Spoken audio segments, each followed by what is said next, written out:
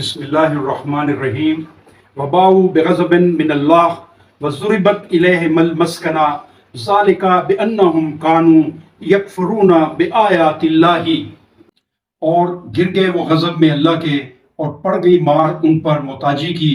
یہ اس لیے ہوا کہ وہ انکار کرتے تھے اللہ کی آیات کا۔ یہ سورہ ال عمران کی آیت نمبر 112 ہے جو میں نے آپ کے سامنے تلاوت کی ہے۔ اس آیت کا مطلب یہ ہے کہ جو لوگ اللہ کی آیات کا انکار کرتے ہیں اور ان کے اوپر عمل نہیں کرتے، اللہ تعالیٰ ان پر ذلت، محتاجی اور اپنا غضب نازل کر دیتا ہے۔ آج ہم غور کریں تو ہم بھی اللہ کی آیات کا انکار کر رہے ہیں۔ اللہ نے قرآن پاک میں جو ہمیں احکامات نازل کیے ہیں اس سے ہم انحراف کر رہے ہیں، رشوت، سود اور ملاوٹ کر رہے ہیں، تکبر، بددیانتی اور دغابازی میں ملوث ہیں۔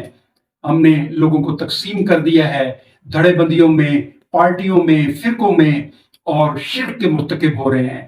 ہم نے اسلام میں خود ساختہ چیزوں کو گھڑ لیا ہے اور اس طرح ہم اللہ کی راہ سے خلق خدا کو روک رہے ہیں۔